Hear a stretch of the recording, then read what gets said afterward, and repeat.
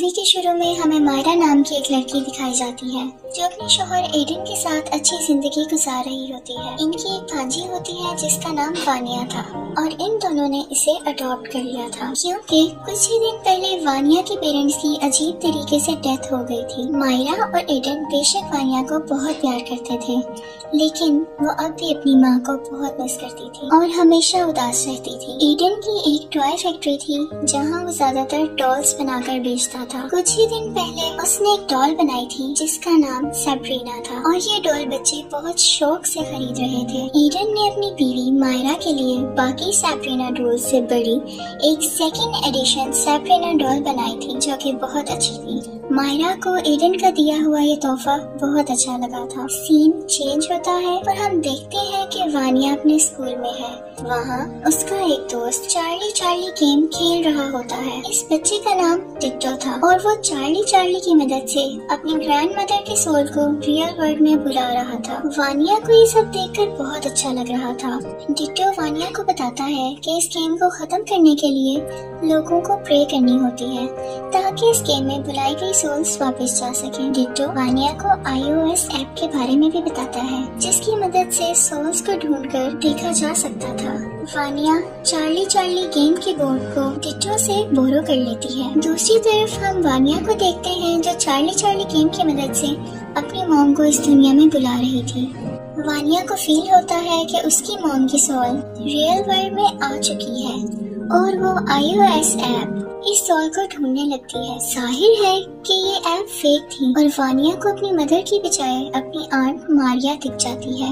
मायरा वानिया को उसके कमरे में सुला देती है और सोने से पहले उसे सैब्रीना डॉल भी देती है। जब वानिया सो रही होती है तो हम सैब्रीना डॉल की आइज को मूव करता हुआ देखते हैं विच मीन्स चार्ली गेम से वाकई कोई सोल आई थी और अब वो सैब्रीना डॉल के अंदर थी। नेक्स्ट डे हम सैब्रीना डॉल को घर में अपने आप जगह बदलते हुए देखते हैं जिसे देखकर वो डर जाती है। रात को जब वानिया दोबारा उस iOS ऐप को यूज करती है तो उसे कोई सोल नजर आती है जो असल में एक डमी थी। फिर तभी कोई सोल वानिया को अलमारी में खींच लेती है। वानिया ये बात सुबह अपनी आंट को बताती है और मायरा वानिया को समझाती है कि उसकी माँ एंटनी अब इस दुनिया में मौजूद नहीं है लेकिन एंटनी वहाँ मौजूद होती है। अगली रात मायरा को अपने घर में एंटनी दिखती है और देखते देखते एंटनी एक डीमन में तब्दील हो जाती है और मायरा को मारने की कोशिश करने लगती है। मायरा चिल्लाते हुए वहाँ से भागती है। ये आवाज सुनकर एडन भी वहाँ पर आ जाता है। ये डीमन इन दोनों पर अटैक कर देती है और ये डीमन किसी तरह भी इनको जाने नहीं देता लेकिन ये लोग अपनी जान बचाकर वहाँ से भाग जाते हैं। अब वो लोग जान गए थे कि उनके घर में किसी तरह का डीमन है तो वो मिस लारास और उनके हस्बैंड मिस्टर रेनार्ड से मिलने जाते हैं जो इनफैक्ट पैरानॉर्मल एक्सपर्ट्स थे। मिस लारास उनके साथ फौरन उनके घर जाती है और वहाँ चार्ली गेम की मदद से एंटनी को वापस उसकी दुनिया में भेजने की कोशिश करती है। इसी दौरान चार्ली गेम के बोर्ड को अपने आप आग लग जाती है और वो जलने लगता है और घर की लाइट भी ऑफ हो जाती है। अंधेरे में ये डीमन वानिया को अपने काबू में कर लेता है और वानिया मिस लारास पर हमला कर देती है ताकि वह सब ना करे। लारास किसी तरह इस हमले से बचते हुए वानिया की बॉडी से इस डीमन को बाहर निकाल लेती है लेकिन ये डीमन अब आजाद होकर इन सब पर हमला करता है। यहाँ इन सब के दरमियान बहुत फाइट होती है और मिस लारास इस डीमन को उसी घर के अंदर बंद कर देती है। लारास से गलती ये हो जाती है कि वो सैब्रीना डॉल को भी अपने साथ बाहर ले आती है और ये डीमन इसी डॉल में आकर इनके साथ बाहर आ जाता है। लारास इस डीमन को पहचान गई थी और वो बताती है कि डीमन का नाम बाकिया है और ये कोई मामूली स्पिरिट नहीं है बल्कि ये डीमन की चाइल्ड है और बहुत ज्यादा पावरफुल है। यहाँ पर हमें वानिया के पेरेंट्स की डेथ के बारे में भी पता चलता है और लारास बताती है कि वानिया की माँ एंटनी को बाकिया ने ही अंडर कंट्रोल कर लिया था और इसी ने वानिया के फादर को भी मारा था। लारास और रेनार्ड दोनों ने मिलकर किसी तरह बाकिया को उसकी दुनिया में भेजा था लेकिन इसी दौरान एंटनी की भी डेथ हो गई थी। वानिया ने चार्ली गेम की मदद से एंटनी को वापस बुलाया था तो बाकिया का डीमन हमारी दुनिया में वापस आ गया था। बाकिया को मारने का सिर्फ एक ही तरीका है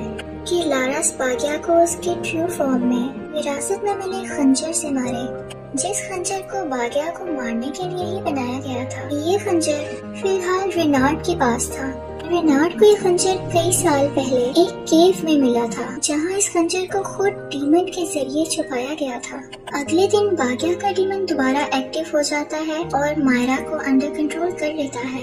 मायरा सब पर चाकू से कई वार करती है और ये सब मिलकर मायरा को किसी तरह उसके घर में वापस लाते हैं।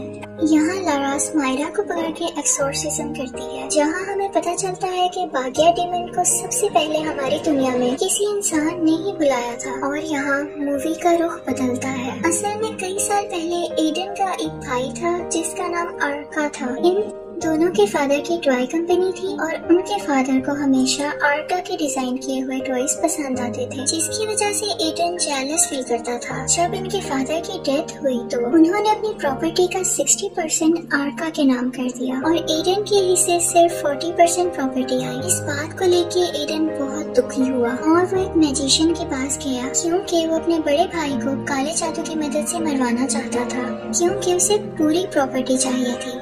और उसी मैजिशियन ने बाग्या के डीमन को हमारी दुनिया में बुलाया था और इस डीमन को एक ह्यूमन बॉडी चाहिए थी। बाग्या ने पहले आर्का को अंडर कंट्रोल करने की कोशिश की थी, लेकिन आर्का उसके काबू में न आ सका। इसलिए बाग्या के डीमन ने आर्का की बीवी एंटनी को पोजेस कर लिया, यानी अपने काबू में कर लिया। एंटनी और आर्का ही वानिया के पेरेंट्स थे और जब लारास ने बाग्या से मुकाबला किया तो उस दिन एंटनी और आर्का दोनों की डेथ हो गई थी, यानी कि वानिया के पेरेंट्स की मौत का जिम्मेदार यानी रिस्पॉन्सिबल एडन था। दूसरी तरफ देखा जाए तो बाग्या के डीमन को एक और इंसानी जिस्म की जरूरत थी और वो एडन को ही अंडर कंट्रोल कर लेता है, क्योंकि एडन का जिस्म काफी मजबूत था। पोजेस्ड एडन इन सभी पर हमला कर देता है और रेनार्ड किसी तरह इस डीमन को एडन के जिस्म से बाहर निकालता है। अब ये डीमन अपनी असली शक्ल में लारास पर हमला कर देता है और इसी दौरान लारास विरासत में मिले उस खंजर से बाग्या के डीमन को हमेशा के लिए मार देती है। फिर मूवी का एंडिंग सीन दिखाया जाता है, जहाँ पर पुलिस एडन को अरेस्ट कर लेती है और फिर हम देखते हैं कि वानिया और मायरा हंसी खुशी एक दूसरे के साथ जिंदगी गुजारती हैं। कुछ ही टाइम बाद लारास और रेनार्ड को एक पैरानॉर्मल डॉल के बारे में एक और खबर मिलती है। उसे पता चलता है कि इस डॉल के मुतालिक एक और केस आया है और इसके आगे कुछ नहीं दिखाया जाता। यहाँ पर मूवी खत्म हो जाती है।